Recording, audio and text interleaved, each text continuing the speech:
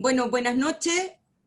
Hoy día me toca o se me encomendó dar una pequeña introducción a lo que es los contratos y sus riesgos asociados. La presentación, ustedes ya me conocen, Patricia Guerrero Pino, ¿cierto? Trabajo actualmente como Contract Manager y me dedico desde el año 2011, 2012, más o menos, a dictar los cursos de entrenamiento para dar el examen del PMP y de los KPM. Además, trabajo en el Diplomado de Gestión de Proyectos de la Universidad de Santiago. Entre otras fundaciones donde he trabajado y entidades donde he trabajado, dictando siempre cursos de gestión de proyectos basados en la metodología del PMI Institute. Mi profesión, ingeniero electrónico de base de la Universidad Federico Santa María, allá en Valparaíso, y tengo ya un diplomado en gestión de proyectos de la Universidad Católica de Santiago y el año pasado terminando el diplomado de Derecho a la Construcción en la Universidad de los Andes. Como les decía en la introducción, hace pocas semanas ya me recertifiqué, así que tengo el PMP asegurado hasta el año 2023. Certificación que tiene que ir siendo reacreditada cada 3 años. Uno tiene que demostrar mediante PDU que sigue en la carrera de la gestión de proyectos. Partimos entonces y pensé, ¿cierto?, que es súper importante antes de arrancar con la charla de hoy día, en que leamos y analicemos una de las cláusulas más importantes del Código Civil chileno, del libro 4, la encontramos en el libro 4 del Código Civil chileno, el artículo 1438, en el cual se define qué es lo que es un contrato. Y textual, contrato o convención es un acto por el cual una parte se obliga para con otra a dar, hacer y, lo más importante, no hacer alguna cosa. Este contrato puede ser formalizado entre 2 personas o muchas personas. ¿Y por qué les digo muy importante cuando leí el no hacer una cosa?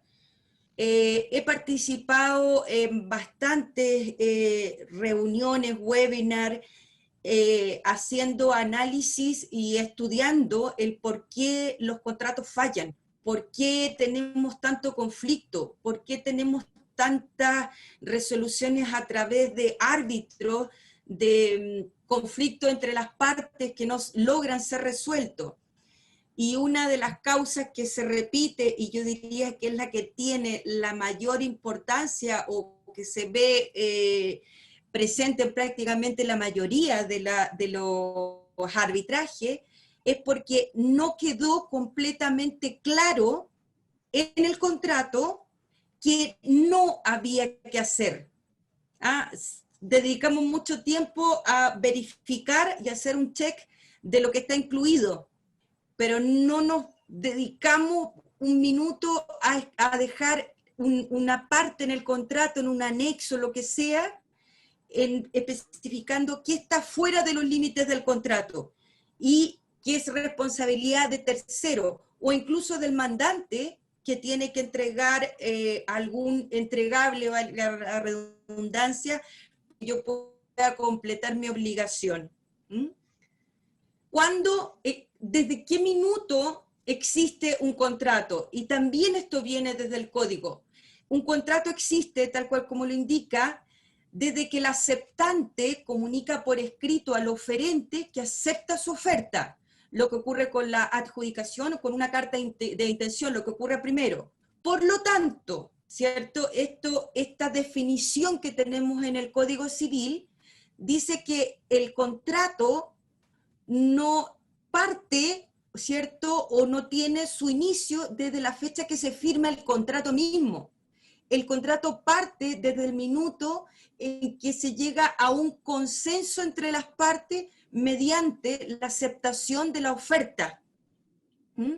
Y ahí, ¿qué tiene que haber en este consenso, en este acuerdo entre las partes? Tienen que estar definidos los elementos esenciales. ¿Y cuáles son los elementos esenciales? Según lo especifica el Código Civil chileno. Los elementos esenciales son el consentimiento, el objeto y el precio. El consentimiento es al cual llegan las partes mediante una formalización, ¿cierto? De una aceptación, como lo decíamos anteriormente. El objeto, importante, el objeto tiene que ser un objeto lícito. Aquí no se puede vender, por ejemplo, voy a dar un ejemplo, los servicios de prostitución. Yo no puedo hacer un contrato por servicios de prostitución. Ese objeto no es lícito. Y tiene que ser un precio, tiene que haber un precio, pero ese precio tiene un apellido y tiene que ser un precio justo.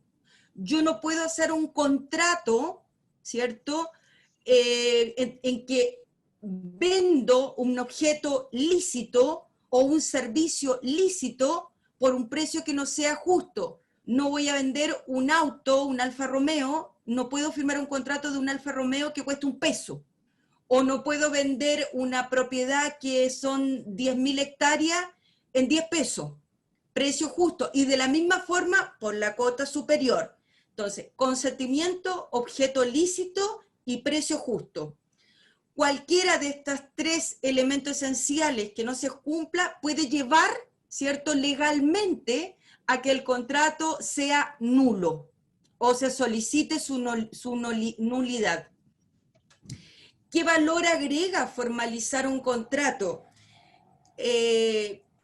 Según lo que se indica en el código, ¿cierto? También se dice que frente a un reclamo o cuando un contrato llega a un arbitraje, ¿cierto? Es conveniente, ¿cierto?, para minimizar el riesgo de retrabajo y búsqueda de información en la cual se valide este acuerdo, este consentimiento, ¿cierto?, para minimizar ese riesgo del retrabajo, es que conviene siempre tener un contrato firmado. Y ese contrato va a definir claramente qué es lo que debo hacer y qué es lo que no debo hacer.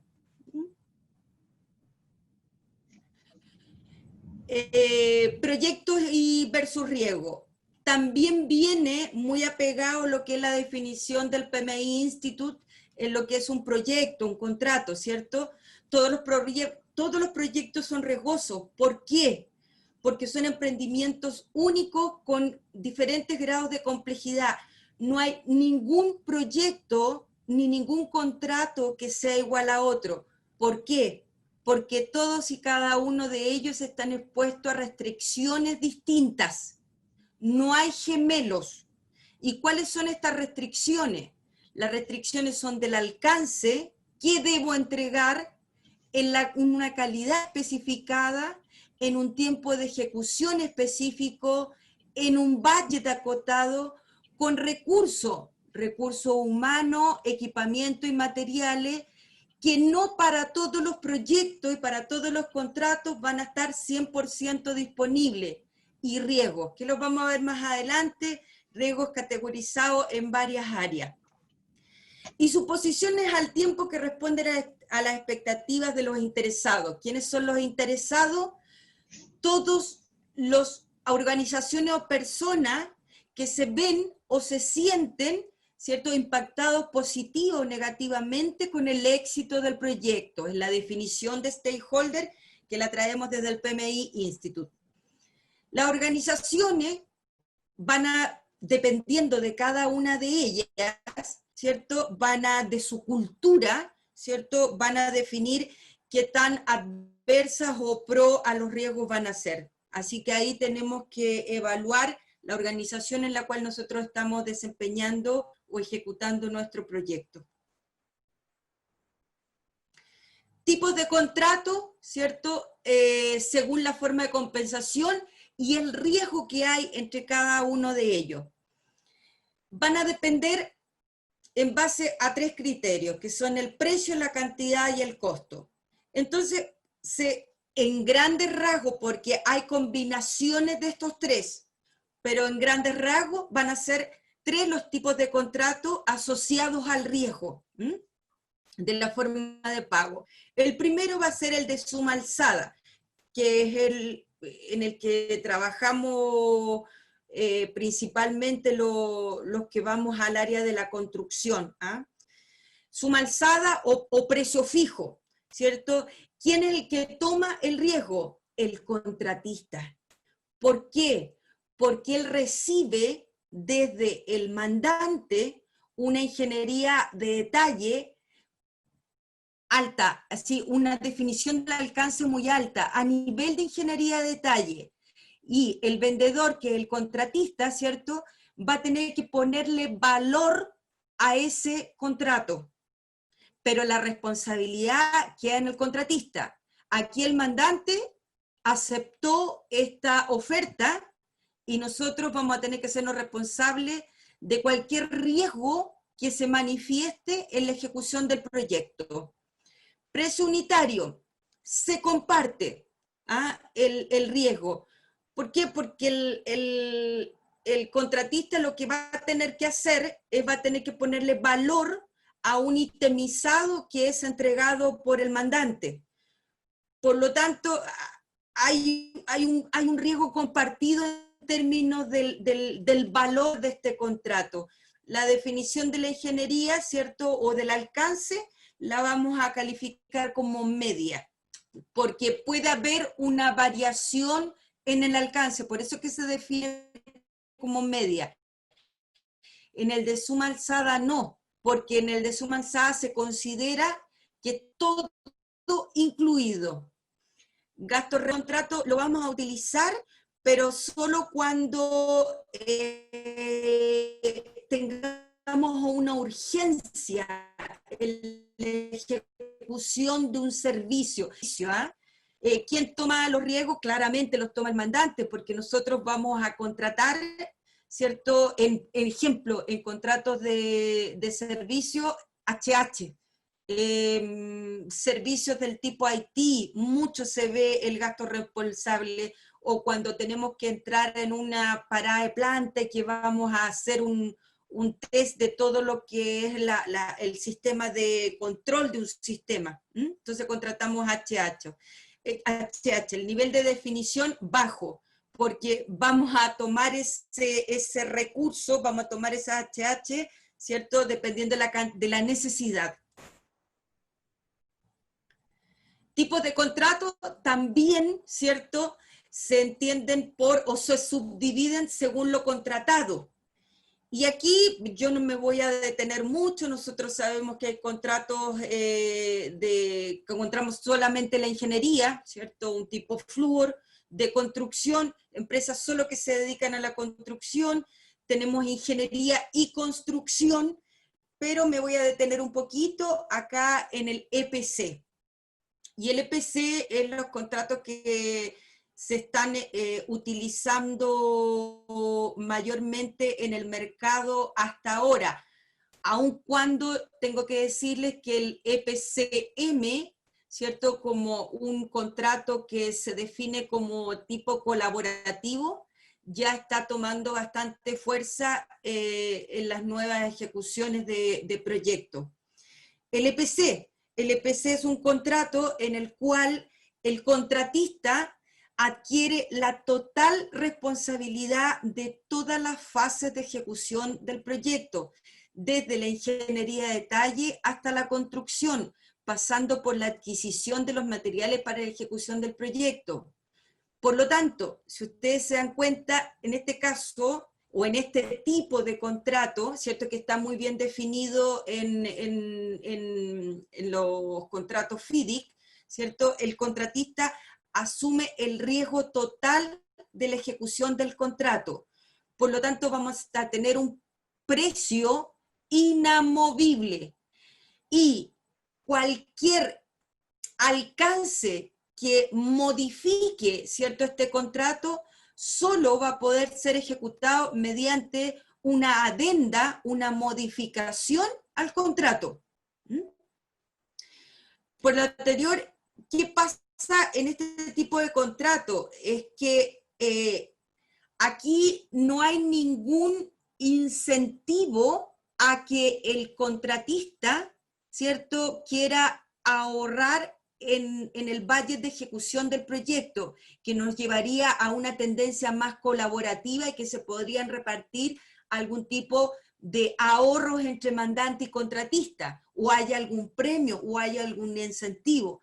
En este caso, el contratista, entendiendo que tiene la total y absoluta responsabilidad, él va a poner un valor que puede ocurrir que esté sobredimensionado en el costo real de ejecución del proyecto.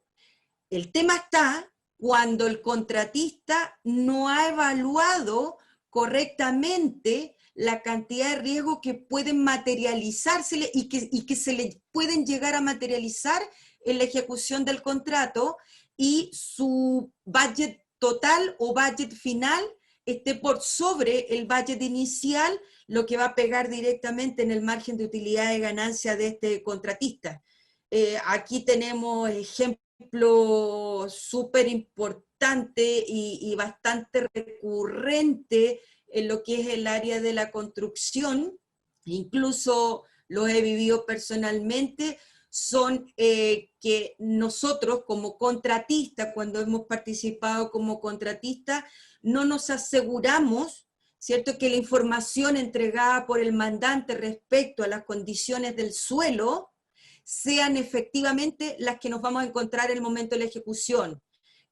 Y, por ejemplo, un mandante que ha dicho que nosotros vamos a tener, por ejemplo, tal cantidad de tipo de roca, ¿cierto?, en el suelo donde nosotros vamos a instalar una plataforma, por ejemplo, en el minuto que nosotros empecemos con la excavación, nos encontremos con unos bolones que la única forma, ¿cierto?, de que nosotros podamos extraer ese material sea dinamitando. Y todo lo que conlleva, ¿cierto?, en términos de permisología,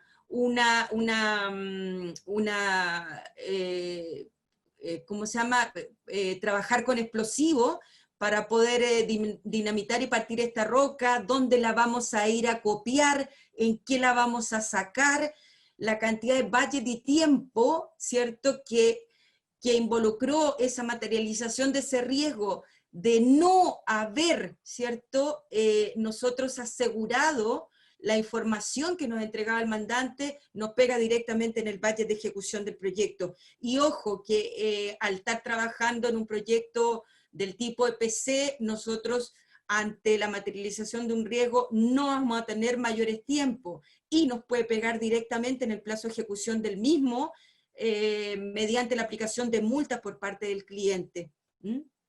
Así que en lo que es un EPC, mi recomendación para nosotros los contratistas es que tenemos que evaluar muy bien los riesgos a los cuales nos podemos ver expuestos en la ejecución de este contrato antes de emitir una oferta, y para ello, como lo hemos planteado en otras reuniones, es súper importante el involucramiento del juicio de expertos que tenemos en nuestra organización, participando en las fases de tendering o en las fases de licitación. Ellos son quienes tienen almacenado en su RAM, ¿cierto?, las lecciones aprendidas de la ejecución de contratos similares, conocen a clientes, por lo tanto nos podrían también apoyar en entregando información acerca de los procesos de revisiones de ingeniería, que a lo mejor nosotros en nuestra licitación, ejemplo, planteamos un plazo de revisión de ingeniería o de observación de la ingeniería, porque aquí no hay revisión, de observación de la ingeniería por parte del mandante de una semana.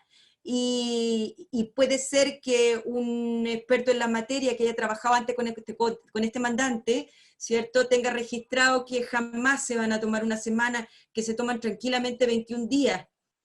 Y esos plazos no nos va a dar el mandante. Si él se toma 21 días, en vez de la semana que yo estimé, ¿cierto? No me va a entregar 2 semanas más y nos puede impactar el llegar a la aplicación de una multa. ¿Mm?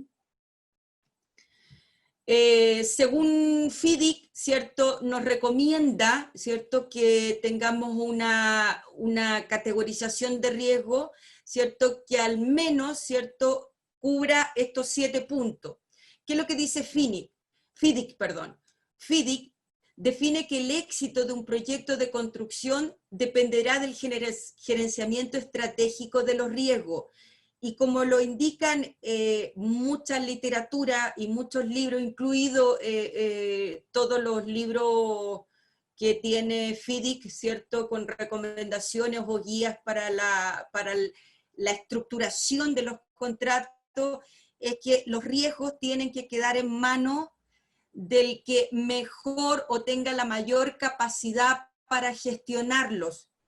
Y ahí está uno de los grandes errores que cometen o cometemos los mandantes. El mandante hacia nosotros los contratistas, y nosotros los contratistas cuando ponemos un contrato a nuestro subcontrato, es que pensamos, ¿cierto?, que mediante obligaciones y multas, ¿cierto?, nosotros nos estamos desligando de la responsabilidad. Al final, quien tiene que responder por el éxito del proyecto es quien lo maneja. Para un mandante, un proyecto fracasado no es un tema del contratista, es que el mandante fracasó en su proyecto. Este contratista le dejó botado el proyecto y el contrato porque fue incapaz de llegar a su ejecución, pero este mandante tiene que salir de nuevo a licitar la parte que este contratista no ejecutó. Por lo tanto, él no va a entrar en operación en la fecha planificada. Y eso le va a llevar a dejar de ganar con este nuevo producto que debería haber entrado en operación, por ejemplo, en diciembre. Un mandante, otro ejemplo, el Estado, el gobierno, ¿cierto? Con una obra pública, un túnel, ¿cierto? Este gobierno quiere poner en servicio un nuevo túnel antes del nuevo cambio de gobierno. Si este contratista, ¿cierto?, no cumple con la ejecución de este contrato, claro, el contratista falló, el contratista va a pedir el término anticipado del contrato porque se declara incompetente en poder terminarlo o está absolutamente quebrado por la cantidad de multas que se le han impuesto. Pero este mandante, que es el gobierno en este caso, se quedó sin inaugurar este nuevo túnel antes del cambio de gobierno, y que era lo más importante, ese era el objetivo de la ejecución, ¿cierto?, de este proyecto, a nivel de cumplimiento, ¿cierto?, de lo que él se comprometió, ¿cierto?, antes del término de su mandato. Entonces, bueno, FIDIC nos recomienda, ¿cierto?, revisar riesgos del tipo de mercado. Ejemplo, estudios de demanda eléctrica, consumo de combustible, para evaluar, ¿cierto?, qué tan exitosa sería la ejecución de este proyecto. Riesgo financiero. Voy a tener las espaldas para obtener, ¿cierto?, los recursos financieros, sobre todo cuando son prestados, cuando tenemos que pedir créditos para la ejecución de mi proyecto. Riesgos tecnológicos, mucho cuidado cuando los proyectos están muy de la mano, muy dependientes, ¿cierto?, de nuevas tecnologías. No vaya a ser que haya un cambio regulatorio, haya un cambio de tecnología. Por lo tanto, recomendación, prototipos, y que nosotros estos prototipos los llevemos donde el cliente, los llevemos con el usuario para anticipadamente asegurarnos. Y, por ejemplo, no sé, cambios regulatorios. Yo participé por ahí en el año 97, 98, en proyectos de ejecución de sistemas de detección de incendios. En ese periodo, ¿cierto?, se legisló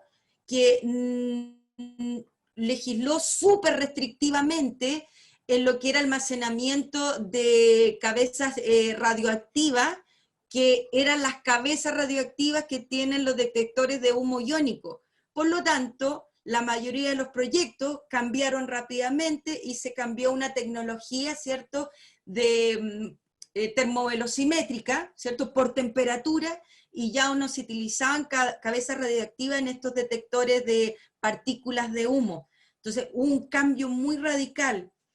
Condiciones del sitio, ya acabamos de hablar, súper fuerte, súper importante, el riesgo que va a tener en el impacto en la ejecución del proyecto, tanto en el tiempo como en el budget, las condiciones del sitio, sobre todo en proyectos de construcción. Riesgo asociado al equipo de trabajo. Ojo, tenemos los recursos capacitados en las áreas blandas y duras para la gestión de mi proyecto, o tenemos que salir a comprarlo. Y ojo, que yo hablo de la capacidad de blanda y dura, porque puedo tener un excelente equipo de trabajo, un grupo humano súper capacitado, están todos certificados en todas las materias, pero el equipo directivo, ¿cierto?, no tiene las habilidades blandas y la organización no se ha encargado de desarrollarlo en lo que es dirigir un equipo humano. Hacer que este grupo ejecutor se convierta en un equipo, incentivarlos para que sientan el compromiso real con el éxito del proyecto. Como se dice, que todos atornillen para el mismo lado. Riesgos del tipo regulatorio o normativo. Ahora, en estos últimos años, en estas últimas décadas, ¿cierto?, todo lo que son los riesgos asociados a la seguridad humana, a la seguridad del medio ambiente, ¿cierto?, son riesgos que nosotros tenemos que evaluar. Yo he visto obras detenidas porque se encontró en la pampa una punta de flecha, y la obra se detiene en ese instante, se acordona y no arranca hasta que llegue todo un grupo de bienes nacionales, se va un arqueólogo, se hacen análisis, se toman muestras. Medioambiental, también he visto obras que se paran, me ha tocado una, donde se encontró una fauna que estaba catalogada como en riesgo de extinción. La obra se para inmediatamente y nosotros, los contratistas, al igual como en el caso de la punta de flecha, somos responsables de antes de iniciar nuevamente la obra, de la recolocación que asegure, ¿cierto?, que esta fauna va a desarrollarse normalmente en otra posición, y tenemos que nosotros costear todo ello, y fauna y flora. Lo mismo que en estos hallazgos arqueológicos. Nosotros vamos a ser los responsables de llevar hasta un museo donde van a almacenar este hallazgo. Costo y tiempo para el contrato. Riesgo asociado a las comunidades. Por ahí los escuché a ustedes que habían algunos trabajados en el proyecto de Pascualama, sin mencionar otros donde la gestión, ¿cierto?, de las comunidades tienen que ser abordadas con todo el tiempo y el budget necesario, con recursos desarrollados.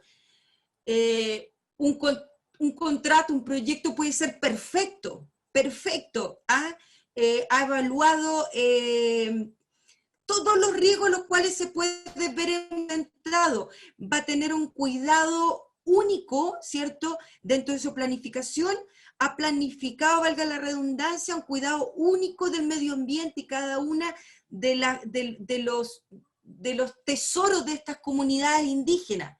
Pero si yo no las gestiono a estas comunidades, ¿cómo ellas van a dejar, como un interesado, dejar de percibirse, ¿cierto?, negativamente con el éxito del proyecto?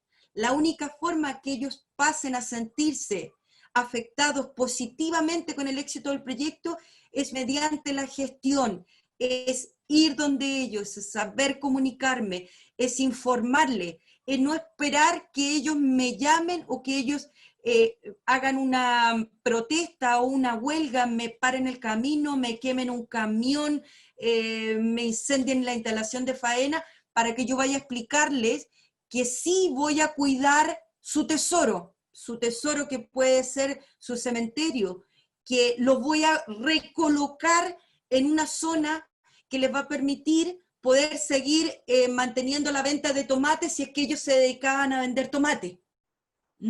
Que voy a resguardar su antepasado, los cementerios. Entre otros que nos recomienda FIDI, que tenemos que nosotros dedicar bastante tiempo. Y ahora voy a hablar un poquito de la gestión de las adquisiciones o contrataciones, ¿cierto? Que viene desde la metodología, ¿cierto? Del PMI Institute, la cual está estandarizada en el PMBOK versión 6 actual, porque ya estamos pasando a la versión sexta, se ha visto un poquito retrasada la séptima, perdón, por el tema de la pandemia, pero ya estamos a puertas que va a salir la séptima. ¿Y qué dice textual la gestión de las adquisiciones? Incluye todos los procesos necesarios para comprar o adquirir productos, servicios, resultados. Que es preciso que yo los lleve fuera, ¿cierto?, de mi responsabilidad o de ejecución.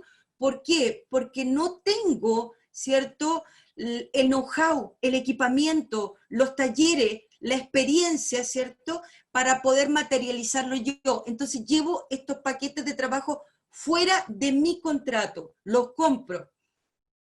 La gestión de la adquisición incluye los procesos de gestión y control. Ojo, no solo el cómo voy a comprar y a quién le voy a comprar, sino, muy importante, es cómo voy a controlar la gestión de este tercero, que en el caso, siendo yo contratista, estaríamos hablando de un subcontrato. En general, la mayoría de las organizaciones donde nosotros nos desempeñamos tenemos un departamento encargado de compra. Riesgoso, mucho cuidado, porque los departamentos de compra pueden convertirse en altamente riesgosa si sus recursos, ¿cierto?, que están prestando servicio a este departamento, no tienen las competencias de conocimiento de lo que estoy comprando. Por lo tanto, no vaya a ser que compre solamente por budget. Ahí es donde nosotros también tenemos que involucrarnos y tenemos que revisar, tenemos que participar los ejecutores para asegurarnos que lo que vamos a comprar incluye todo lo que yo estoy entregándole, ¿cierto?, al subcontrato, bajo su responsabilidad. Los procesos de gestión de adquisiciones, bajo el estándar del PMBOK versión sexta, son 3. Dentro de la planificación, ¿cierto?, es el proceso de documentar las decisiones de adquisiciones. Aquí es donde nosotros vamos a poner las reglas, las políticas, las herramientas, todo se define acá, que nosotros vamos a utilizar para seleccionar al contratista, ¿cierto?, en términos de su calificación, y vamos a hacer los llamados a licitar.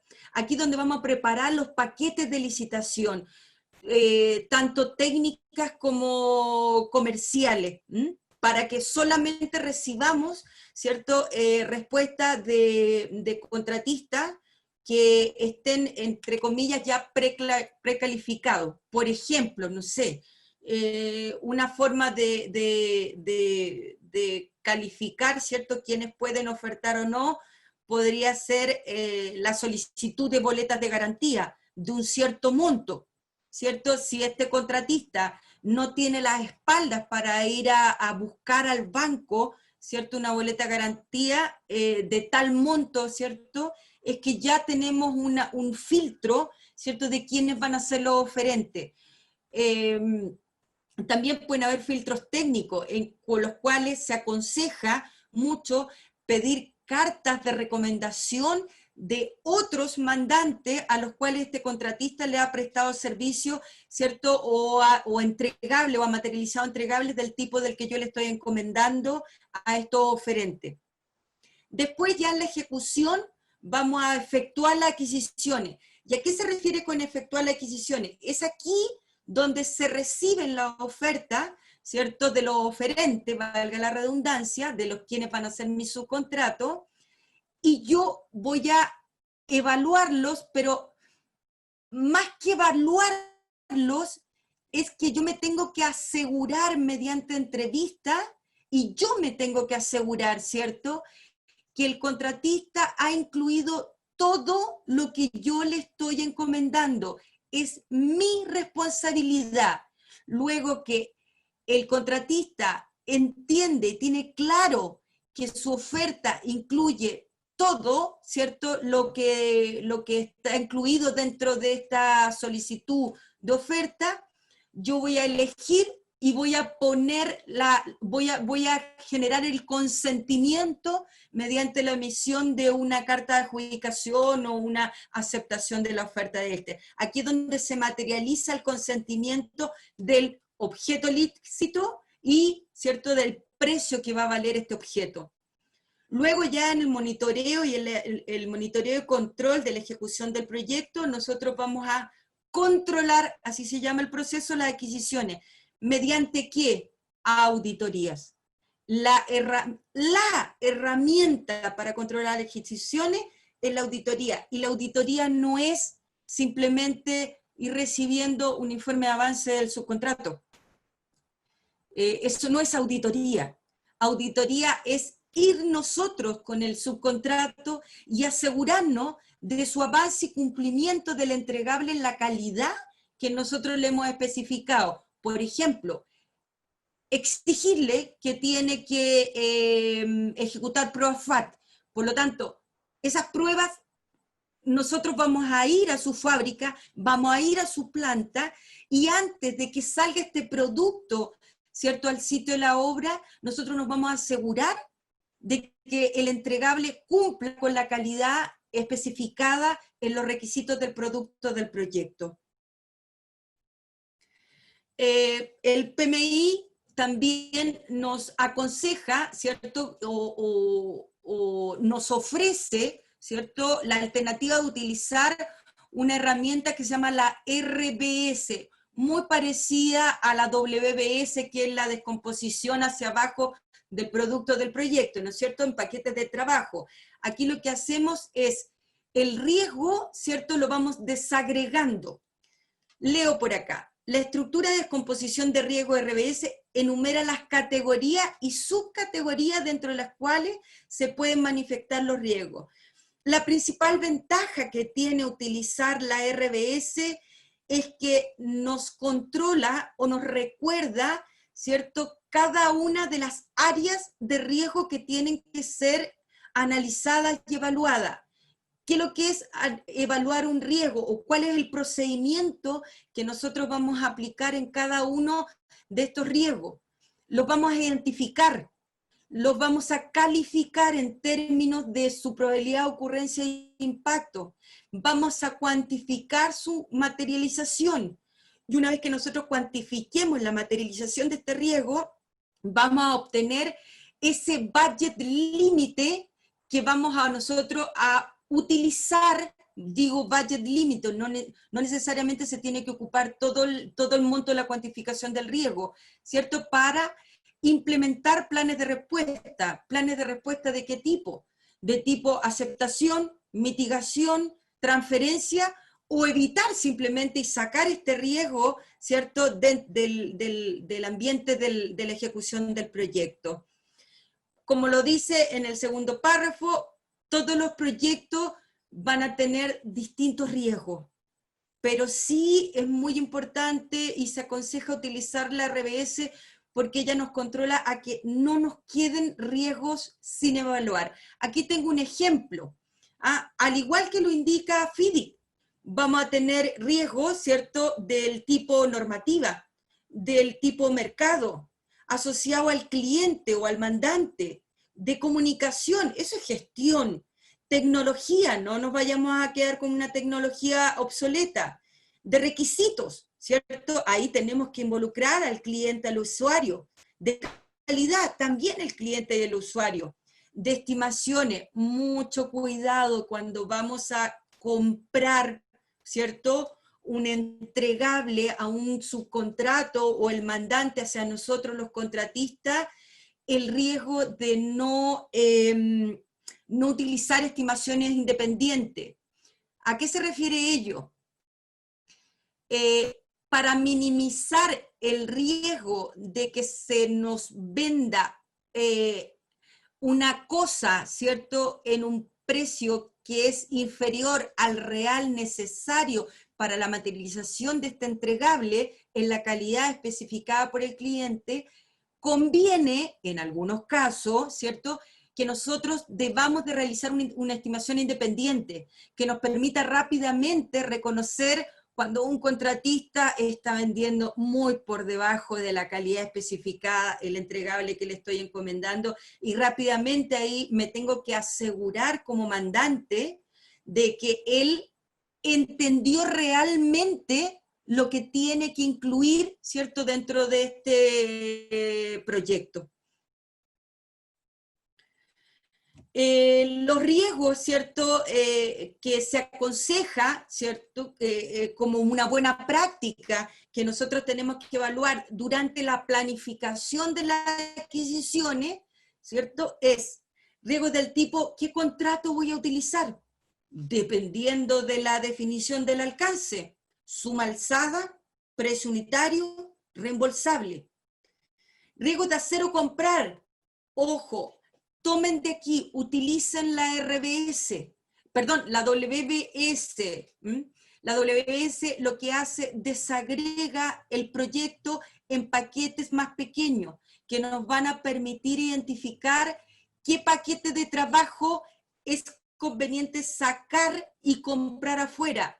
Paquete puede ser un entregable o un servicio. Una herramienta que utiliza el PMI es el árbol de decisión. ¿Qué conviene? ¿Por dónde tengo mayores beneficios o menores pérdidas? ¿Cierto? ¿Haciendo o comprando?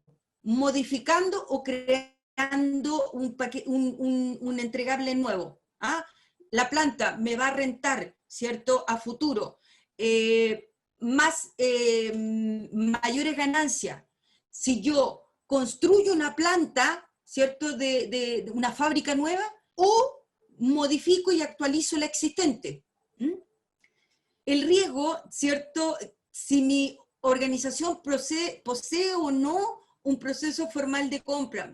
Mucho cuidado, lo hablábamos cuando nosotros tenemos departamentos de compra. Evaluemos nosotros los project managers si este departamento de compra está compuesto por recursos que tienen el conocimiento del entregable que yo voy a contratar, y no solamente van a mandar documento, ¿cierto?, con un alcance, y reciben y prácticamente, el subcontrato dice, o el contratista dice, sí, cumplo, y compran por plata. Es altísimamente riesgoso.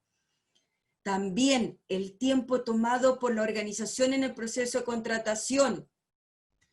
Wow, lo vimos al inicio de la presentación, así, el contrato parte cuando tenemos el consentimiento de la aceptación formal de la oferta del contratista o el subcontratista. Y luego nosotros tenemos, ¿cierto?, o hemos desarrollado un cronograma de ejecución en que tenemos que los procesos de compra van a tomar, ejemplo, un mes. Pero resulta que el departamento de compra de mi organización, la verdad que está sometido a una sobreventa de proyecto, y en vez de tomarse un mes en adjudicar a un contratista, se van a tomar 3 meses. Esos 2 meses de diferencia ya se los comió mi contrato, y puede llegar podemos llegar a tener una multa por un hito intermedio multable, por ejemplo, que nos demoremos en la llegada del equipamiento crítico a terreno. Riesgos de no realizar estimación independiente, ya lo tocamos ese tema. Riesgo del contratista al no contar con el conocimiento de gestión de riesgo. Muy importante. Pero si dentro de mi equipo no tengo, ¿cierto?, expertos en evaluación, identificación, calificación, cuantificación, ¿cierto?, y herramientas para desarrollar, ¿cierto?, planes de respuesta a los riesgos que identifiquemos y que sean calificados como altísimamente peligrosos para la ejecución de mi proyecto, compremos este servicio, ¿cierto? Compremos el servicio de HH, traigamos a nuestra organización expertos en la materia. Riesgos de no contar con habilidades de negociación. Esta habilidad de negociación en la que tenemos que, ¿cierto?, materializar cuando estemos ejecutando las entrevistas con nuestros oferentes. Y ahí asegurarnos de que vamos a tener, estamos pagando un precio justo, ¿cierto?, por la cosa que yo estoy encomendando, y negociar un contrato, negociar, a lo mejor no te quedes con todo, déjame un riesgo a mí, ¿ah? No transfiramos, no es la idea, ¿cierto?, de un mandante transferir todo el riesgo al contratista. Quizás vamos a compartir este riesgo. Riesgo por no contar con proceso de gestión de cambio. Todos los contratos deberían tener el proceso de control de cambios. ¿Cómo se va a aprobar un cambio? ¿Cuándo se va a aprobar un cambio? ¿Cómo se va a gestionar? ¿Cómo se va a pagar este cambio? ¿Cómo se va a formalizar este cambio? Súper importante. ¿Qué tiene que cumplirse? ¿Qué procedimiento tiene que seguir para que un cambio llegue a ser aprobado y materializado? Ahí tenemos una de las principales problemas nosotros los contratistas y nuestros subcontratos, que ejecutan cambios y luego después, cuando estamos ya en los procesos de cierre, pensamos que ahí es el minuto para ir a gestionar su aprobación con el mandante o con el cliente, y vienen los conflictos y nos demoramos eternamente en cerrar un contrato, porque ya en ese minuto es difícil que el mandante nos llegue a aprobar un cambio. Y empezamos con los conflictos, con las reclamaciones, y finalmente se terminan en arbitraje, que no es la idea. El desgaste de un conflicto es altísimamente negativo para cualquier tipo de organización, tanto del mandante como para el contratista. Y terminamos con la presentación. Espero que ahora parta la discusión de este tema. Con la palabra para José, adelante. Bueno, primero que nada, Patricia, felicitarte. Muy didáctica tu presentación. Y me gustaría, más que nada, ver cómo la cultura de los países afecta a los contratos. ¿Ah? ¿En qué sentido? En el sentido que, como bien tú bien explicaste la definición del Código Civil chileno, el contrato nace cuando hay una aceptación de una oferta, es decir, del negocio. Y esa aceptación, para el caso nuestro, tiene que ser escrita. ¿En qué sentido? Oye, cuando te dice, ya, pero mándame el mail. Mándame el mail que aceptaste la oferta, y ahí partió el negocio. En caso de otros países y otras culturas, la aceptación es diferente, e incluso la forma como se llevan los contratos o se administran los contratos a veces se ven afectados las culturas. ¿Qué conocimiento tiene al respecto tú, Patricia, en este tema? Mira, yo no he participado en ningún contrato del tipo internacional, pero sí puedo repetir las palabras de mis profesores, y ellos nos daban un ejemplo que es la cultura anglosajona. Los anglosajones, basta esto para tener un contrato. ¿Ah? Culturas como la japonesa también es lo mismo. La palabra es muy importante. Nosotros, los latinos, entre comillas, nosotros necesitamos la formalización. ¿Por qué? Porque como cultura somos más desordenados. y por eso que obligamos a que haya algo escrito. ¿Mm? Pero, por ejemplo, no sé, cuando me ha tocado estudiar varios ejemplos, cuando han habido conflictos en la ejecución de contratos a cargo de japoneses, lo que menos se hace es buscar un culpable.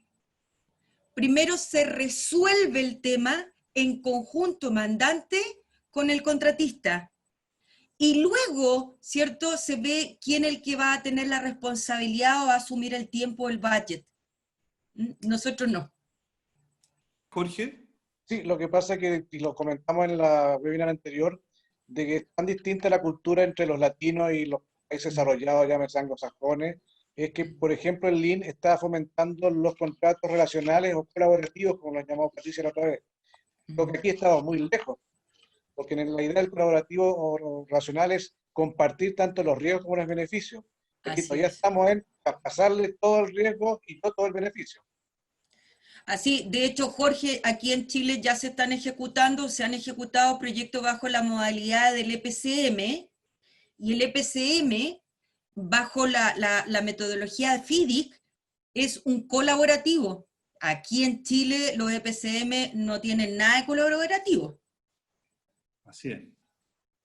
Bueno, aquí tenemos varios profesionales que han participado en proyectos internacionales. A lo mejor tienen algo que decir respecto de lo que consultaba José. Yo ofrezco la palabra. Sé que Eduardo, que Juan Carlos, que Francisco, incluso Mauricio también, y yo incluido, hemos estado trabajando con compañías internacionales, Gastón también. A lo mejor podemos comentar algo. Yo por mi parte, a pesar de que hay muchos contratos, por lo menos en el caso que yo he visto, contratos que se firman con empresas extranjeras, se comete un tremendo error porque, primero, contratos solamente en inglés, he visto, y ejecutándose aquí en Chile, y resulta que legalmente el contrato tiene que estar por lo menos escrito y firmado, digamos, en español. Entonces, de ahí empieza a cometerse algunos errores, y yo quiero ofrecerle la palabra ahí a los que han estado en proyectos grandes con contratos en empresas multinacionales. Por ejemplo, Eduardo, Gastón, no sé, Gastón estaba levantando la mano. Sí, yo creo que es aún más complejo justamente por la barrera idiomática, y si ya es complejo interpretar un contrato en español, imagínate en inglés. Ahora, lo que tú dices de que el contrato tiene que estar en español, muchas veces lo traduce, pero fue redactado en inglés. O sea, en el momento de ir a la pelea corta, como se dice, te van a pasar el contrato en inglés. Y tú lo interpretaste mal o alguien lo tradujo mal. Entonces, yo diría que con empresas internacionales es aún más complejo, y de ahí, digamos, la importancia de tener este conocimiento del contrato que tú lo mencionaste el miércoles, que es lo que hacen los Bechtel. Bechtel tiene un prime contract en todos sus proyectos, y ese viejo persigue a muerte el contrato y se junta con cada uno de las key persons a darles el detalle y mantenerlos, digamos, súper alineados y no salirse, y poder advertir cualquier cambio, porque obviamente cualquier cambio para ellos, en la mayoría de los casos, significa una entrada no menor de dinero. Entonces, yo creo que esa es la experiencia. El tema del idioma es complejo, y todo esto que mencionaba Patricia toma aún más fuerza por esta complejidad adicional que se presenta. Ahora, yo quería contar una cosita, Alexi. En el Código Civil chileno, donde se regulan todos los contratos, en ninguna parte hay una cláusula que diga que los contratos son inválidos en el territorio de Chile si no están en español. Mira. Así que ojo con ello. Mira qué interesante. Yo tenía entendido todo lo contrario. No hay ninguna cláusula. Quizá lo que tú, está bien lo que tú dices, Patricia, pero a veces los contratos, cuando se gestan dentro de las bases, haya bases administrativas generales que te lo definen así. Así es. Que te lo definen así. Digamos, incluso cuando uno compra un equipo, digamos, muchas veces uno dice, voy a comprar un equipo, y los equipos, todos los manuales tienen que ser en español, cosa que nunca se cumple, ¿ah? Pero debería ser así. Claro, pero a lo que voy yo, no es ilegal dentro del territorio nacional que un contrato que se firme no sea en español. Ahora, lo que sí nosotros tenemos que velar... Hay un tema que quizá lo tocaste. Cuando uno gestiona un contrato, detrás hay una buena intención, ¿te fijas? Hay una intención de hacer algo, porque quien lo gestiona, ya sea un mandante, tiene una necesidad para hacer ese servicio, y quien lo ejecuta también tiene una necesidad. Entonces hay una gestión de un ganar, ¿te fijas? Pero ¿qué sucede? Dentro de la cultura nuestra, como que cuando gestionamos un contrato o cuando queremos licitar algo, siempre hay una cosa que como que alguien se ve afectado, como que alguien se ve afectado, que en algo no sé, en algo no fuiste transparente, o en algo me engañaste, o en algo me cobraste más, y al final parte mal al tiro. Mi experiencia siempre me hablaba de que a veces uno partía en contrato, y lo que tú decías es muy cierto. Los primeros que estaban sentados al lado en el inicio del contrato eran los abogados. Los abogados. Entonces yo le decía, oye, ¿cómo estamos partiendo un contrato? Y al tiro estamos hablando con los abogados, es decir, como que al tiro nos vamos a ir a un claim. O al tiro tú estás viendo las debilidades que yo tengo en el contrato, que yo le cité con buena fe, y a espera que tú me digas cuáles son mis errores, para que tú tengas un plus del ganancial que ya definiste en un precio. Entonces, al tiro hay un tema, entonces, y ahí está el tema cultural también, de las intenciones, digamos, de cómo, bueno, experiencia en Argentina, los argentinos te cambian la regla del juego y te la cambian, ¿no? ¿Te fijas? El caso de los chilenos, como que pensamos que en algo nos están engañando, en algo el contratista no quiere meter una cuchufleta, digamos, esa es nuestra forma de pensar, ¿te fijas? Y lamentablemente los contratos nacen mal por el puro hecho ese de que hay una intención o hay una mala fe en algo. Eso. La palabra a Eduardo. No, la verdad es que a mí me ha tocado participar en un par de proyectos importantes en Perú. En un proyecto en Conga, que estaba en la frontera con Ecuador. Y partiendo, estamos hablando del idioma, partiendo por el gerente de contratos, era un sudafricano que no entendía absolutamente nada el español, y todos los documentos que nosotros tuvimos que elaborar eran todos en inglés. Y hubo contratistas peruanos y chilenos que se seleccionaron para participar de ese proyecto, que se negaron a firmar un contrato en inglés. Y tuvimos un tremendo problema porque las especialidades y los montos por los cuales se estaban adjudicando esos contratos eran sustantivos, de tal manera de que elegir a otro o buscar a otro el licitante que aceptara hacer digamos, el contrato, firmar el contrato en inglés, no era fácil, y no fue fácil. Y ahí hubo un quiebre de mano, en el fondo, pero no es fácil. Y Patricia acaba de decir algo que yo no sabía, que en Chile no está regulado en el territorio nacional. Los contratos obligatoriamente tienen que ser en el idioma nuestro.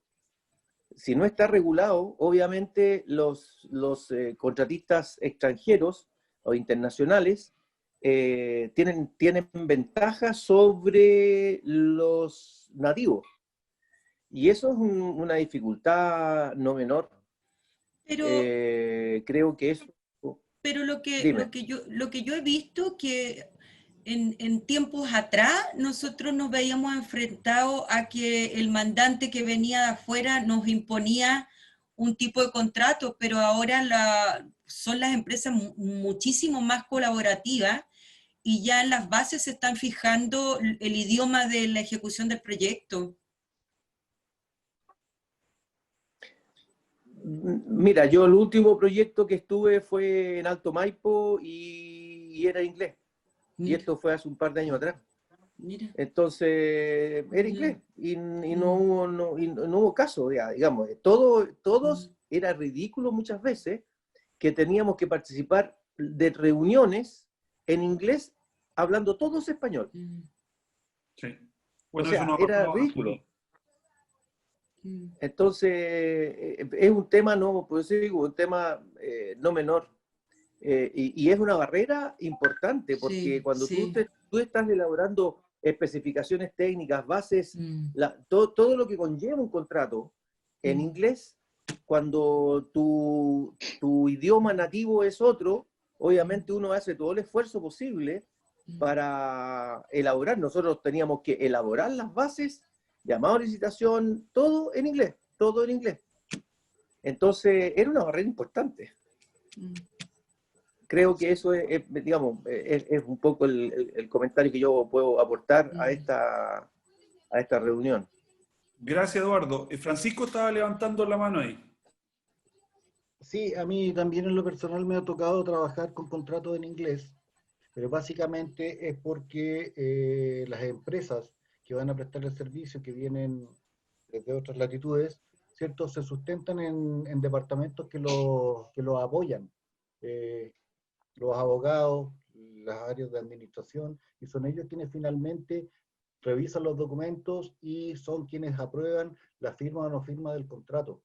Y esa era la razón de ser, porque las empresas a nosotros no solicitaban los documentos en inglés para poder tener la comunicación adecuada con los departamentos en los cuales se sustentaban en otros países. Y como dice Patricia, obviamente también se afirmaron en que no existía ninguna normativa que lo obligara a tener el contrato en español. Bueno, a mí también me ha pasado que hemos estado en reuniones y con varios incluso de los que están aquí, hemos estado en reuniones y hemos tenido que hacer las reuniones en inglés y habiendo 20 personas de las cuales solo 2 son gringos y los demás son todos habla hispana. Y hemos tenido que llevar a cabo la reunión en inglés. Nos ha pasado a varios. Los miro aquí por lo menos 4. Entonces, sí, pero tenemos que empoderarnos. Disculpa, quiero hacer un comentario no menor. En el último contrato que estuve en Alto Maipo, se tuvo que cambiar sobre la marcha porque el proyecto Alto Maipo se realizaba con 2 contratistas. Uno que realizaba la parte alta del proyecto y otro la parte baja del proyecto. Y una empresa, que era una empresa alemana sueca, que tenía la parte alta, se le resintió el contrato. Y el juicio, porque hubo un juicio, y está en este momento, no sé si habrá terminado el juicio, pero el juicio se tuvo que llevar a cabo en Nueva York. Ah, claro. Estando el problema en Chile. Sí, pero es que en ese caso... Es que en ese caso sí el contrato puede fijar qué jurisdicción es la que va a ir a resolver un conflicto. ya. Por eso te digo, yo creo que es ahí donde yo encuentro que hay algo que mejorar en nuestra legislación, porque no es posible que se esté llevando a cabo un problema que se gestó en la cordillera de la zona central de nosotros, en Nueva York. O sea, ahí está la inconsistencia que encuentro yo, creo que estamos quedando atrás. Nosotros como exigir o no permitir muchas veces que, como tú bien dices, Patricia, claro, se fijó en el contrato que para cualquier controversia era Nueva York el lugar... Claro, la justicia, el juzgado ordinario de la ciudad de Nueva York. Claro, exacto. Entonces, ahí están las cosas que nosotros quizás no sé cómo cambiar o exigir para que en el futuro cercano o no, nosotros tengamos predominación sobre lo que pasa en nuestro territorio, con proyectos de nosotros. Totalmente. Está levantando el dedo Sergio, no sé si quiere hablar o está apoyando la opinión. Sí, Alexi, básicamente es ratificar algo. Siempre cuando en un contrato nos topamos con estos problemas, hay muchas cosas ya definidas. Y como decía Patricia en su exposición, el análisis previo de esos riesgos pasa porque la conceptualización del plan de compra tome, por ejemplo, como pilar que cualquier controversia se resuelve en Chile y que el contrato o los contratos se resuelven en Chile, ya sea por tribunales o por arbitrajes. Entonces, seguramente tú te tomaste con algo que ya está definido de esa manera. Uno suele evitar esos riesgos en forma previa, puntualmente definiendo jurisprudencia nacional. Y es más o menos lo que nos decía Patti. Pero eso suele pasar cuando nos tomamos con cosas ya definidas. Pero cuando uno está en la etapa previa, como decía Patricia en su presentación, parte de los riesgos que uno analiza de la ingeniería en que se aprobó el proyecto, es ahí donde uno toma no solamente la estructura de quiebre, sino toma todo ese análisis previo, que lo habíamos mencionado anteriormente en otros webinars. Es ahí donde uno, el fuerte del esfuerzo es donde reduce los riesgos. Eso. Y ahí y en esas fases previas, lamentablemente, que lo hemos tocado en varias reuniones ya, es que no nos involucran a los que venimos con los bototos de años puestos. Así, nosotros hasta podemos aportar diciendo, conozco a este cliente. Sí, no, y eso es lo bonito, porque como Global, hoy día estamos en esa etapa en que sí podemos intervenir. Cuando revisamos esas ingenierías previas y tenemos que armar ese plan de compra y contratación, que es parte de los servicios que podemos dar y que estamos considerando. Entonces, esa etapa, validada por nuestro mandante, es muy interesante y es un equipo multidisciplinario en que, como tú decías, está un área de abastecimiento y un área multidisciplinaria en esa definición del plan contractual al final y de toda la estrategia misma. Excelente, gracias Sergio. No sé si Sergio, está levantando la mano ahí Juan Carlos. Juan Carlos, adelante. Un poco para reforzar que de repente no solamente hay barreras idiomáticas, sino que de idiosincrasia. ¿Y a qué me refiero? Me ha tocado la oportunidad de trabajar en Latinoamérica y últimamente con españoles. Y los contratos en español, lo que lo haga en ese lado del mundo y lo interpretemos acá es absolutamente distinto. Y hay que tener ojo con eso porque también tenemos muchos proyectos con españoles, tenemos muchos proyectos con grandes empresas, pero la interpretación o la idiosincrasia de cómo se gestó el contrato en ese lado del mundo y cuando lo traen acá, aunque esté en español, es muy distinto a veces. Y ahí es importante algo que dijo Patricia, que es la administración del cambio, que a lo mejor en la ingeniería en el otro lado del mundo son muy confiados, efectivamente, el anglosajón, pero no solamente el anglosajón. Hay muchos países que son confiados, entonces te dicen, no, hácelo así nomás. Y después cuando uno va efectivamente a cobrar o cuando la empresa contratista quiere hacer algo, se encuentra con que, chuta, ¿y esto cómo lo hacemos? Y ahí es importante la administración del cambio y la idiosincrasia, en cómo lo interpreto, no solamente por idioma, sino que por mi cultura, la cultura del país donde estamos construyendo, o el contratista que lo está haciendo, y ahí lo que puede hacer Global es sumamente importante entre el contratista y el mandante en esa interpretación que muchas veces ambas partes le hicieron mal, pero no ni siquiera por un tema de idioma, por un tema de idiosincrasia. Y ahí, volviendo también, la experiencia y el decir, no, acá hay algo raro, aquí no puede ser así, o acá hay algo que faltó, o en este cambio, oye, veamos bien la administración del cambio para no generar ese riesgo. Ojo también, no solamente la parte idiomática, sino con la parte ideológica. Por eso que tenemos que seguir lo que dice el Código Civil. El contrato tiene que definir qué vamos a hacer y qué no vamos a hacer. No vamos a hacer. Una buena práctica también es, en el proceso de la licitación, mandar un ejemplar borrador del contrato, que también ayuda a mitigar, digamos, en alguna manera, porque ahí en el proceso de licitación los contratistas pueden tener una clara idea de qué se viene y cuál es el modelo de contrato que van a tener que firmar, ¿cierto? Sí. Levantar los riesgos ahí y digamos, cuantificarlos también. No sé, un riesgo contractual que también viví por ahí, que en la fase de tendering nadie se dio cuenta al respecto, fue que decía lo siguiente respecto de las multas de los hitos intermedios multables. Decía que iban a ser definidos los hitos intermedios multables una vez se aprobara el plan de ejecución maestro, ¿ok? Y que podrían ser como mínimo 3.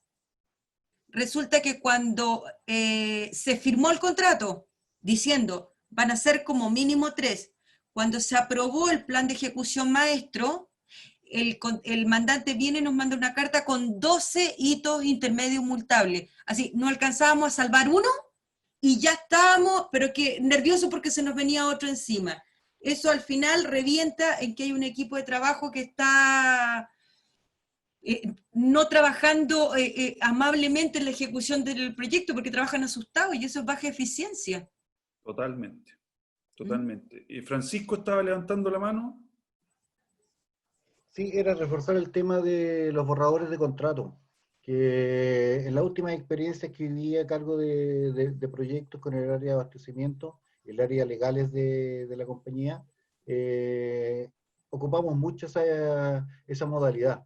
Y nos dio bastante resultado porque llegábamos a un contrato que finalmente era muy fácil de firmar porque ya había sido revisado por los legales de ambas partes y finalmente era muy fácil llegar a la firma del contrato. Lo que sí había que estar chicoteando harto los legales para que avancen en las revisiones de la modalidad de los contratos. Y lo otro es a lo mejor, Patricia, hacer una consulta porque en la modalidad de los contratos hablamos de la suma alzada, hablamos de los gastos reembolsables y hablamos del precio unitario.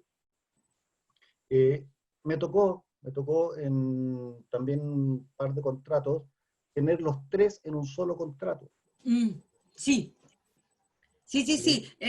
No sé si lo dije o se me olvidó, pero esos son los grandes 3 grupos, pero mezclas hay de los 3. Sí, en lo personal, la verdad que no me gustó mucho porque son muy difíciles de manejar. José, adelante. Gracias, Francisco. Yo, para aportar, no hay que olvidar que los elementos de un contrato son todas aquellas cosas que forman parte de la licitación. Es decir, cuando uno sale a licitar algo, todo lo escrito, desde las bases técnicas hasta la consulta, los MES, todo lo que forma parte de una licitación y cuando ya se adjudica, todos esos elementos ya forman parte del contrato. Y eso es es una parte que a veces el contratista la olvida, y después se encuentra, oye, pero si está en las consultas, oye, está en la reunión tanto de presentación, oye, y no está en las bases. Y de hecho, cuando uno licitaba, como mandante, uno era astuto en tirar consultas que uno inventaba, como mandante. ¿Ah? ¿Sí? Porque se le había olvidado a uno en las bases o especificar tal cosa. Y uno la inventaba. Y la definían en su momento porque no estaba en las bases. Pero todos esos elementos forman parte del contrato. Que hay que tenerlo presente. Eso. Francisco, te paso la palabra al tiro, Rafael. Después y agregar a lo que dice José, que forma parte del contrato, también es importante definir en eso, considerando que todo eso forma parte del contrato, las prevalencias. ¿Qué domina sobre qué? Para poder tener claro en los momentos de las indefiniciones o de los dime que te diré, poder decir cuál es el que manda o prevalece sobre el otro. El orden de prelación se llama eso. Claro. El orden de prelación. Esa es la palabra que no podía decir. Y quien va a estar gestionando el proyecto y a cargo del contrato tiene que tener conocimiento de cada uno de estos documentos, porque no basta que el contrato diga que en el primer lugar de la prelación está el contrato, después la nota de proceder, después las bases técnicas, después las bases económicas. No sacamos nada que tener un listado si el que está a cargo del contrato no lo conoce. No lo conoce, es verdad. Rafael quería opinar algo. Rafael, adelante, por favor. Sí, bueno, súper interesante la presentación. La verdad que me estoy desayunando con muchos conceptos y en lo que respecta a mi experiencia, al menos en mi inicio, participé en un proyecto de PC.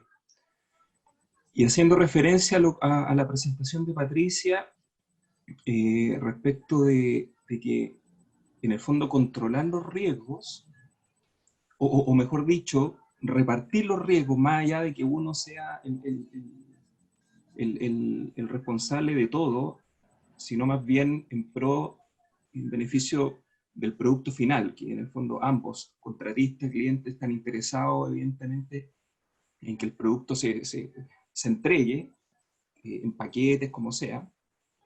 En uno de los proyectos que participé, el primero fue un proyecto de PC ahí en Codelco, que si bien nosotros teníamos la ingeniería, teníamos todo el procurement y la ejecución propiamente tal, no obstante,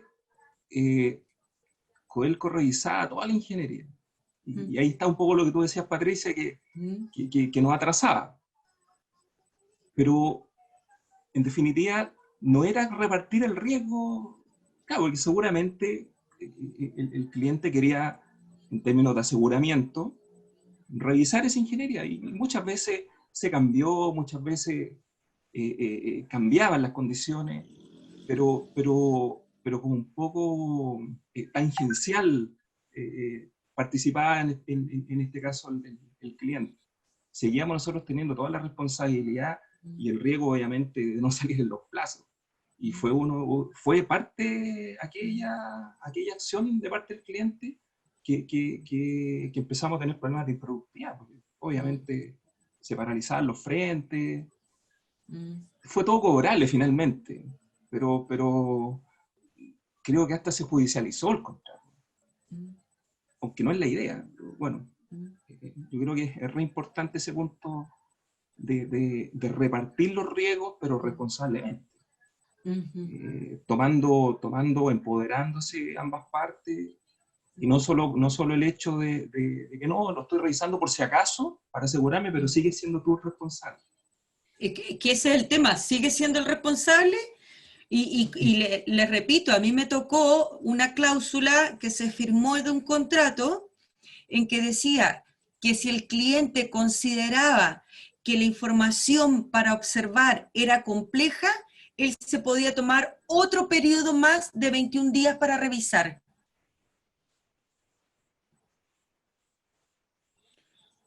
José. El problema es que yo fui Codelco. Y el problema cuando uno tuvo un Codelco, efectivamente era como patrón de fondo. Y eso era un error. Porque tú cuando contratas a alguien, en el fondo, ahí se formó el lazo o el matrimonio. Y lamentablemente cualquier cosa que yo le haga o afecta a un contratista, en el fondo no se verá afectado a él solamente, me voy a ver afectado yo. ¿Te fijas? Como mandante. Y yo creo que eso es lo que hay que entender, por eso un contrato es un tema, es una cuestión de una buena fe. Digamos, lo que yo te pido, yo no te puedo después, y pasa cuando, y esto pasa cuando lamentablemente se licita algo, empiezan a cambiar los actores. ¿En qué sentido? Cuando parte todo un proceso de licitación, lo ideal es que el administrador o el futuro administrador del proyecto estén presentes en esta licitación, en este ejercicio. Pero en el andar se empiezan a cambiar los actores y los actores empiezan a pelear y empiezan al final a girarse tranquilidad durante el andar, y al final quien se ve afectado es el mandante y el contratista, porque nadie gana con un claim. Nadie gana con que yo te coloque piedra o te coloque obstáculos o te coloque problemas, porque al final quien se ve afectado es el mandante. Entonces yo creo que esa mentalidad es la que hay que cambiar. Así yo comparto 100% lo que dices tú, José. Yo no entiendo cómo, cuando hemos tenido que ir a defender cualquier tema con nuestro cliente o a discutir un cambio de alcance con el cliente, ¿por qué tienen que estar sentados dos abogados? ¿Por qué en la mesa ya hay abogados sentados ahí? No lo entiendo. Sí, es cierto. ¿Comentarios? ¿Alguien más quiere hacer comentarios? Oye, a mí me de nuevo gustaría agregar algo. Adelante, Eduardo. Disculpa.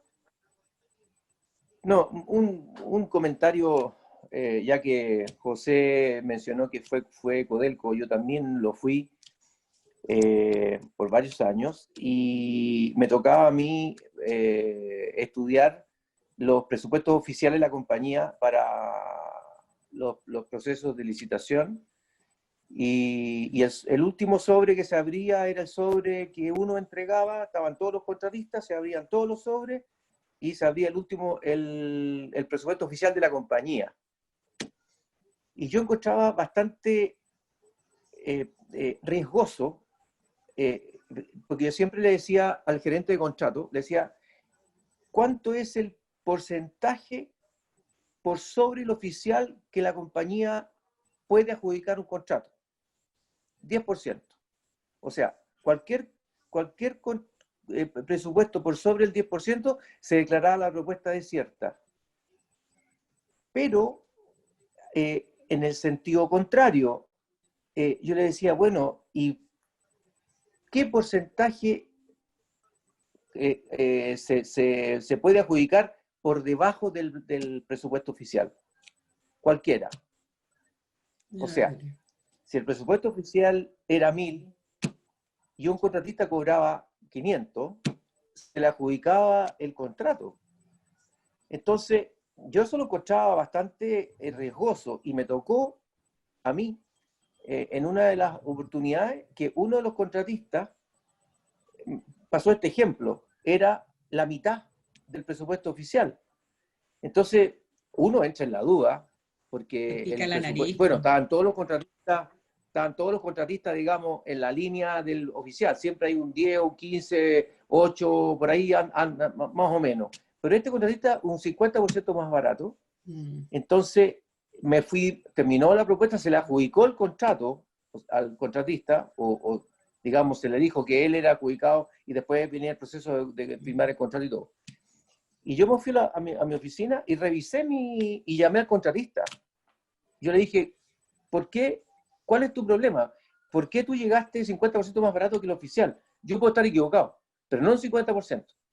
Y resulta que el contratista, Codelco, casi siempre, el 99,9% de las veces, todos los materiales que aportaba la compañía eran los mayoritarios. O sea, si había por ejemplo, en este caso específico era una cañería de aducción de Talabre a Chuqui.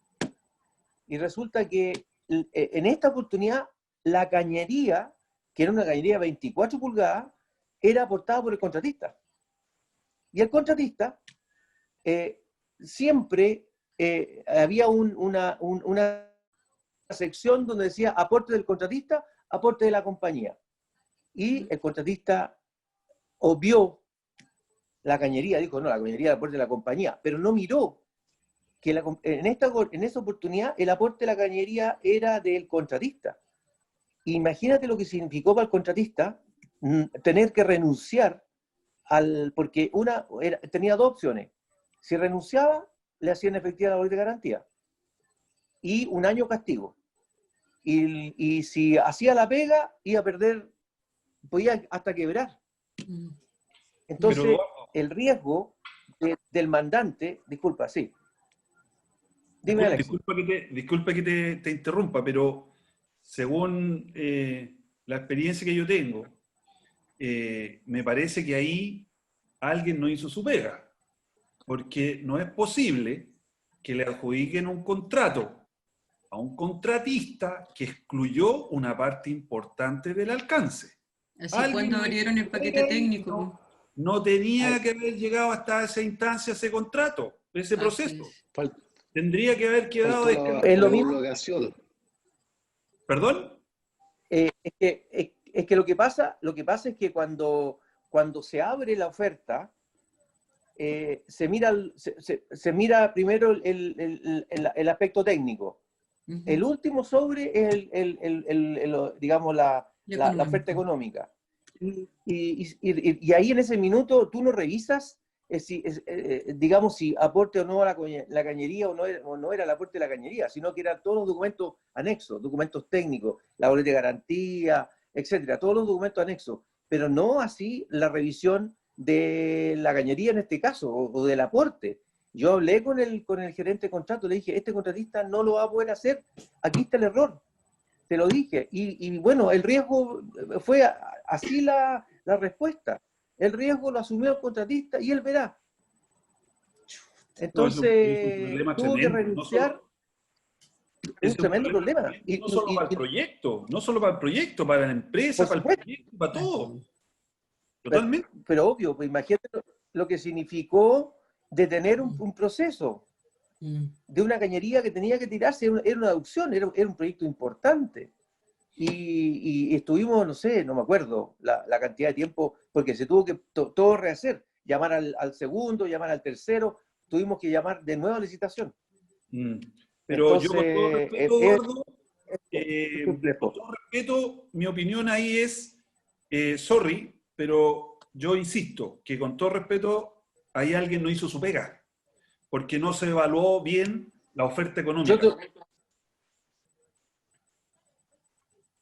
Todos quieren hablar. Voy a administrar los tiempos. Un momento. Estaba levantando la mano inicialmente Sergio Díaz. Después le voy a pasar la palabra a José Ramírez y Francisco Ulloa y después Rafael, en el orden que alcancé a detectar.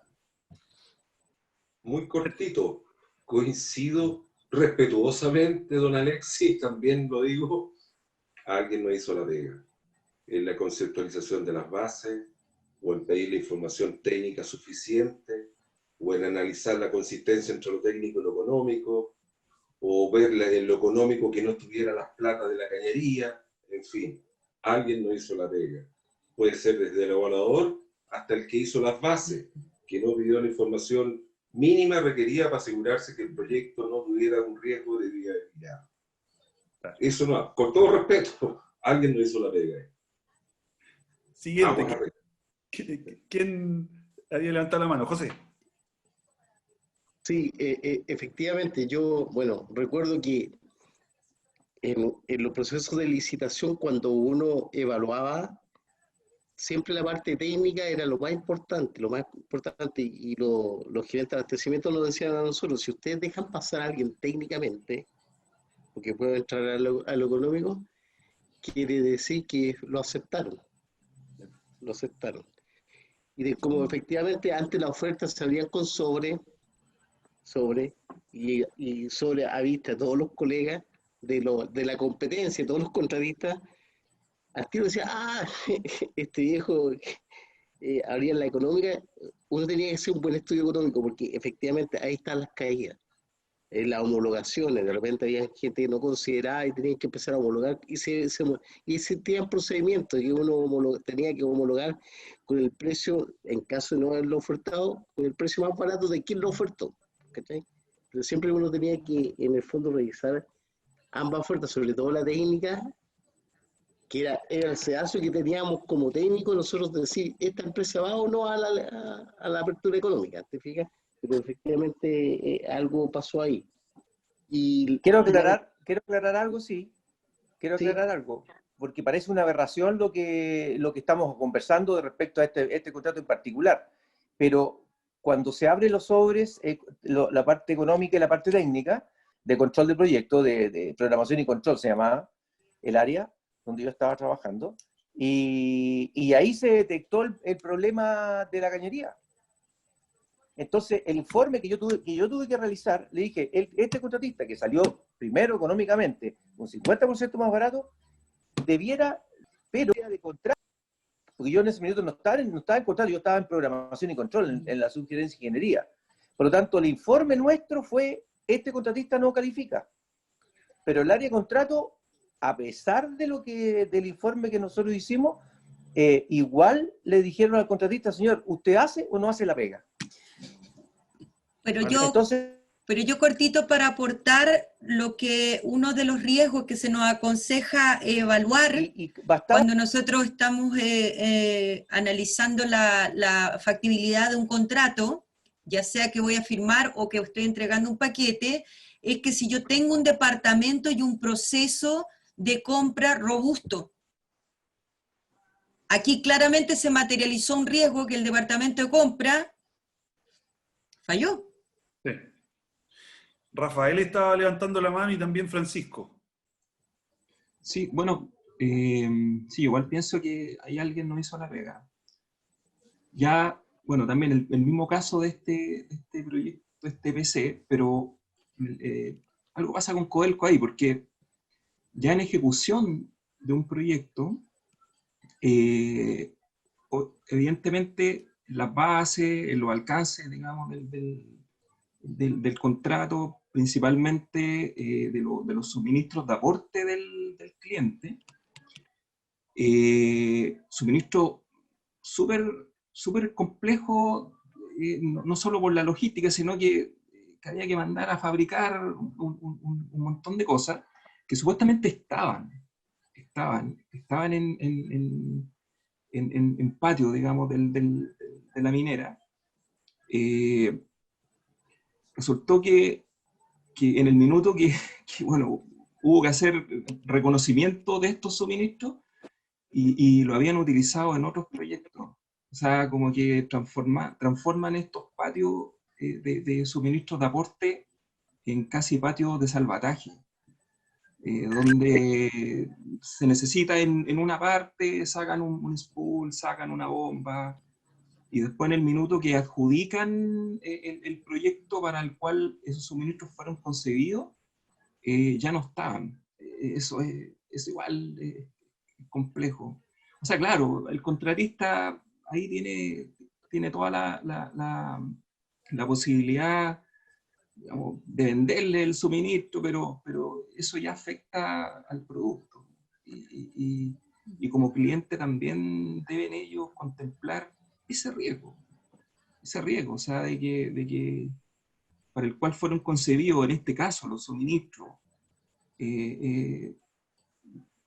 más allá de que si sacaba la plata, se la cae el presupuesto para bien o para mal en cuanto a su gestión, procurar en el fondo apuntar al término del proyecto. O sea, no me parece, o al menos hablo desde mi perspectiva, me parece súper complicado, no sé ustedes, pero que pase 1, 2, 3 contratistas por un mismo proyecto y que no lo termine.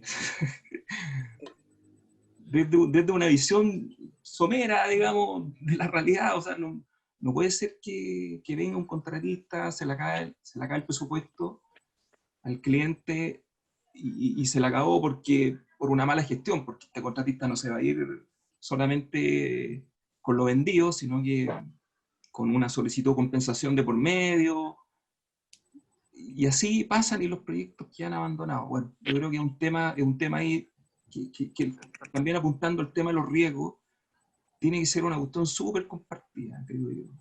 No solo por parte del contratista asegurar su presupuesto, también el cliente tiene que ahí, no sé si profesionalizar, poner ser más riguroso en ese proceso. Eso. Gracias, Rafael. Estaba levantando la mano Francisco, no sé si todavía quiere hablar.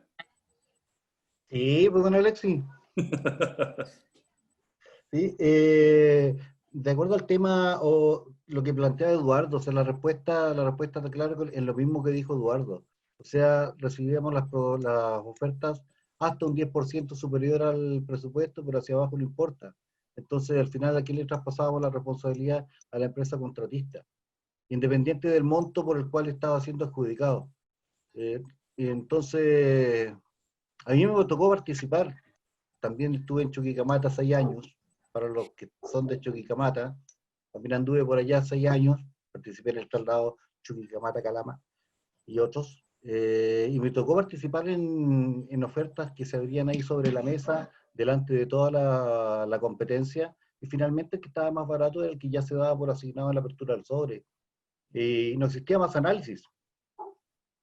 Entonces, y arréglatelas como puedas. Ese fue el valor que te presentaste y con este cerramos y ve tú de dónde te conseguiste las cañerías. A lo mejor la tenías de un contrato anterior que te quedaron de remanente y nos las cargaste en el costo, pero ves tú cómo lo hacés. Pero fue ese el valor que presentaste y el valor que yo te estoy comprando. Eso es así y se desarrolla así en varias instituciones. No es como en otras compañías en que saco el más alto, saco el más bajo y me quedo con la intermedia o reviso o lo pido a las empresas contratistas que me hagan una presentación durante el proceso de la licitación, que me hagan una presentación para poder ver cuán entendida tienen el futuro proyecto y ver si realmente van a llegar con algo aterrizado en el momento de presentar su oferta. Pero sí, yo concuerdo con Eduardo que en aquellos tiempos, no sé cuándo, y yo creo que a lo mejor no muy lejos, se asignaba el más barato y no se le daba más vueltas y arréglatela como podáis. Ya. Gracias, Francisco. Estaba levantando la mano José y después Rafael de nuevo. Oye, está interesante. Patricia, ¿ves lo que generó en este webinar? Yo creo que lo que explicó muy bien Patricia, si uno lo siguiera al pie de la letra, sería, yo creo que nos evitaría muchos problemas. Lamentablemente, todos los contratos, y yo creo tanto en faena minera como que están a destiempo, digamos, se estudian, se calientan, o todas las licitaciones se calientan. Y eso genera errores. Codelco en ese sentido ha aprendido mucho y de hecho hoy día el manual de alcance de facultades ha cambiado mucho y es mucho más flexible. Mucho más flexible. Antes se daba mucho ese concepto de las licitaciones o adjudicaciones 70-30, valía solamente lo económico, no, ahora no, vale, hay otros aspectos que se evalúan. Pero sí, esto es un mejoramiento continuo. El hecho mismo de lo que acabamos de vivir nosotros, del tema pandemia, imagínate la cantidad de empresas y Codelco fue caripalo, me contaban a mi colega que le habían dicho a la empresa, oye, hasta aquí llegaste, y tienes que guardar tus cosas, ir a invernar y mantente como tú puedas. Entonces yo diría que el tema de los contratos es un tema que va evolucionando mucho, va cambiando mucho, y de hecho hoy día los contratos yo creo que cómo se van a licitar, cómo se tienen que presentar, si es EPC, si es suma alzada, si es bot, todo cambia, digamos. Y vamos con la tendencia de los colaborativos. Claro, y justamente, y nosotros vamos a tener que estar preparados para esos cambios, nosotros como equipo. ¿En qué sentido? En el sentido de que nosotros tenemos que tener esa mente abierta a ver cómo este negocio, porque son negocios al final, cómo estos negocios van evolucionando, y cómo estos negocios tienen que ser más ágiles y más flexibles. Imagínate que licitar algo, imagínate el trabajo que tiene un administrador cuando le dice, oye, ahí está el contrario, le pasan todos los mamotretos, léetelo, desde las bases, desde las consultas, todo esto, y administra, cuando nunca había participado. Y son tan rígidos, el mismo tema de las acreditaciones que hoy día tienen las empresas que lo hacen poco flexible, los contratos, y de hecho ya los viejos no quieren ni participar porque el mismo acreditar gente es un costo altísimo. Entonces yo creo que nosotros tenemos que tener esa capacidad crítica y esa capacidad de mejora continua, que ya la han presentado, porque si no la tenemos, estos temas no van a ser flexibles. Es decir, las empresas van a perder competitividad, el contratista también, y nosotros tenemos que hacer que las cosas se hagan fácil y se hagan bien. Eso como comentario. Gracias, José. Rafael estaba levantando la mano. Sí, no, un poco lo que decía Francisco, también José, bueno, Francisco por una parte, mencionando que hoy día se adjudican proyectos medio incompletos, y ahí un poco se me vino a la mente los comentarios que hicimos en la presentación de Jorge Salve respecto a los alcances del proyecto, y a lo mejor cuando no está muy claro todo, cuando el cliente no tiene toda la ingeniería o clarito los alcances, o un contrato que vaya en pos de que en el fondo nadie salga perjudicado, a veces eso contribuye, o mejor dicho, mal contribuye, y esto también lo había comentado, a que contratistas vayan con estrategias que son en realidad, sí, o malas prácticas, no sé, casi como que viendo una falencia en el cliente, y ya con la intención de finalmente salir solicitando una compensación al final del proyecto y sin siquiera haberlo terminado. Entonces, yo creo que eso ha mal contribuido o ha generado estas malas prácticas. Eso al menos lo he visto, y de gerente, como que van con la estrategia por delante de que ya vamos por un presupuesto bajo, pero con un claim la hacemos. Claro, pero eso resultaba cuando estábamos viviendo los tiempos de las vacas gordas, en que nosotros contratistas, a veces incluso intencionalmente nos quedamos un poquito bajos porque decíamos, no, después nos arreglamos. En el 2018, el 37% de los contratos de ejecución de construcción chilenos se fueron a arbitraje. ¿Por qué? Simplemente porque no es llegar ahora y decir, págame. No, pues ahora el cliente te dice, no, usted tiene toda la responsabilidad. Por eso que es tan importante poner los límites del contrato, en este minuto. Exacto. Totalmente. Sergio Díaz estaba levantando la mano, ¿o no? Sergio. Básicamente, qué interesantes las opiniones que vemos, y sin lugar a dudas esto va a seguir evolucionando, ¿no? Y como lo decía Patti, tal vez en algún momento contratos podían ser llevados por el administrador de contratos y meterse en esa rumba de documentos digitales o rumba de archivadores. Hoy día, cuando pensemos en administrar una cartera de contratos, sin lugar a duda, como decía Patti, ese equipo gerenciador es hoy día un tema necesario y obligatorio de colaboración. Y ese winner que está a la cabeza, no necesariamente técnico, sí debe conocer todo, no va a tener la capacidad de leer todo, y va a requerir de ese equipo.